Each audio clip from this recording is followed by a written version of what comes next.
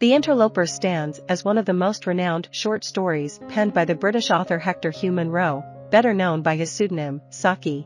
True to the author's signature style, the narrative weaves the tapestry of nature to cast a probing gaze upon the moral and societal conduct of humanity, particularly within the privileged classes.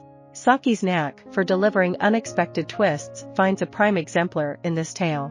Our story unfurls in the midst of a stormy winter night, amidst the dense forest of the Carpathian mountains, where Ulrich von Gradwitz undertakes a unique vigil. His quest is not to stalk game, but rather to seek out his nemesis, Georg Znaeym.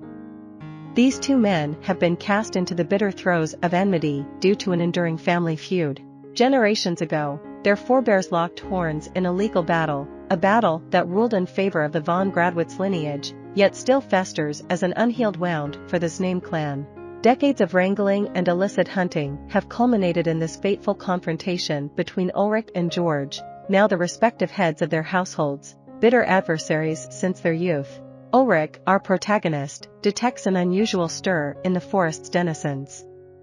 Roebucks, typically seeking refuge during storms, are in frantic flight, as are other nocturnal creatures, their slumber disrupted. Ulrich interprets this tumultuous sign as evidence of Georg's proximity, a suspicion soon confirmed as he comes face to face with his arch-nemesis behind a towering beech tree. Both men lock eyes, fully cognizant that this could be the long-awaited moment to exact revenge upon their foe. Yet, they are also bound by a code of honor, one that deems it dishonorable to dispatch a neighbor in cold blood and without word spoken. Before either can utter a word or make a hostile move, a sudden and ferocious act of nature intervenes. A colossal branch from the ancient tree crashes upon them, entwining their fates. Ulrich finds himself pinned, his legs and one arm trapped, fighting against the odds. Blood trickles into his eyes from gashes on his head, but through the haze of pain, he discerns Georg's similar plight, a temporary blindness and confinement. As the tension simmers beneath the ancient branches, Georg takes the opportunity to taunt Ulrich for his predicament, relishing the irony of his foe being ensnared in his own forest.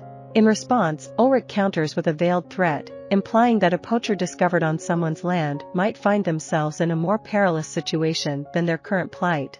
Their exchange escalates as both men brandish the ominous prospect of having the massive branch rolled upon their adversary when their respective foresters stumble upon this curious tableau. With no external witnesses, it would be easy to attribute the demise of their foe to a mere accident, a fortuitous turn of fate allowing them to rid themselves of the hated interloper. Unspoken yet keenly understood, it becomes a game of chance as to whose men will arrive first. Having resigned themselves to this nail-biting waiting game, Ulrich manages to extract his wine flask and partake of its contents, a revitalizing sip that rekindles his strength. Gazing upon his adversary, he is seized by an unexpected surge of empathy, for Georg is ensnared in the same painful predicament. Extending an olive branch in the form of his flask, Ulrich offers his nemesis a drink.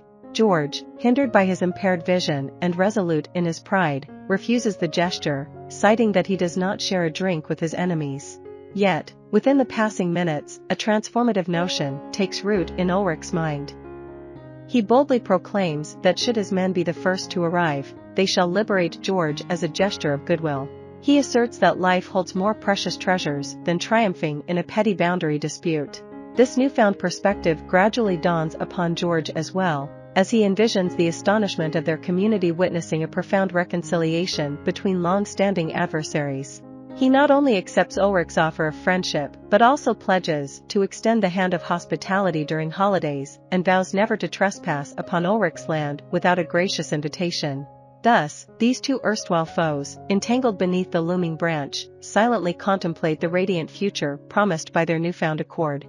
They secretly hope that their loyal followers are the first to arrive on the scene, not for the purpose of exacting vengeance, but to be the first to extend honorable attention to the enemy that had become a friend. With a stillness in the air, they decide to join their voices and call out for help in unison, hastening their eagerly awaited rescue. As Ulrich and Georg anxiously await rescue, they both spot approaching figures emerging from the dense forest. However, their hope is short-lived as they come to a mutual realization that these are not their respective followers. Georg becomes suspicious when Ulrich counts 9 or 10 individuals among the approaching group, a number that exceeds his own accompanying party. As the mysterious figures draw closer, Ulrich too becomes aware of the unsettling truth: they are not their men, but rather a pack of wolves, their hungry eyes gleaming in the gathering darkness. I hope you enjoyed this video. Leave a like if you did, and be sure to subscribe. Thank you.